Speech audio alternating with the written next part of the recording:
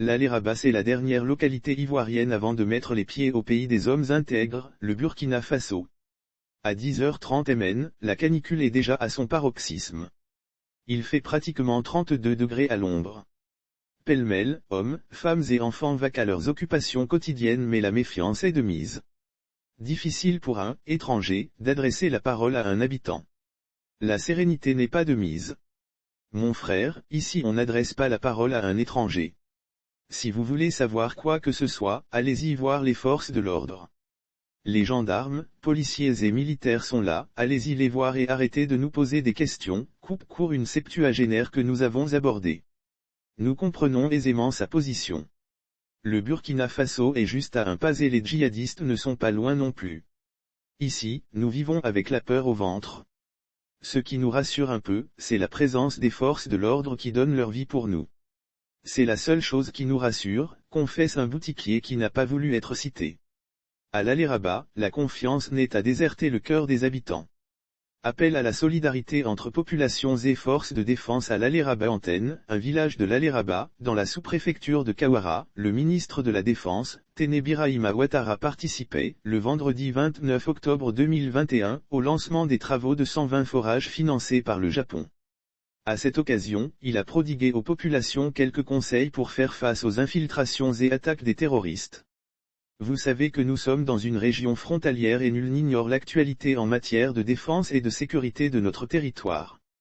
Cette partie nord et nord-est de la Côte d'Ivoire subissent malheureusement des attaques terroristes depuis quelque temps, a martelé le ministre de la Défense. Selon lui, le président de la République a dégagé des moyens importants pour permettre aux forces de l'ordre de faire face à ce fléau. Mais il est important de préciser aux populations que la première action à l'endroit des terroristes, cette action vient en réalité des populations. Il faut que les populations se montrent solidaires des forces de défense et de sécurité. Sans cela, il n'y a pas de salut pour arriver à vaincre ce fléau. J'insiste là-dessus, a indiqué Téné Birahima Ouattara.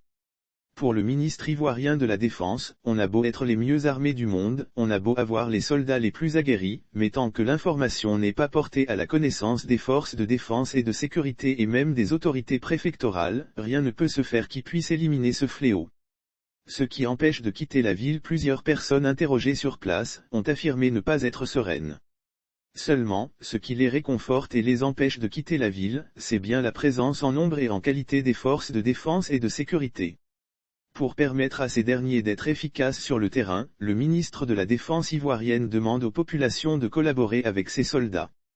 Chers parents, je voudrais vous dire qu'il est de votre devoir, de votre responsabilité de communiquer. Si quelqu'un vient dans votre entourage, dans votre village, ou partout ailleurs, que vous ne connaissez pas, essayez de vous renseigner de savoir qui est cette personne.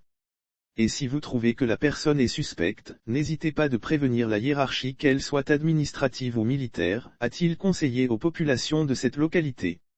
Selon lui, il est important que les Ivoiriens puissent se serrer les coudes pour venir à bout de ce fléau.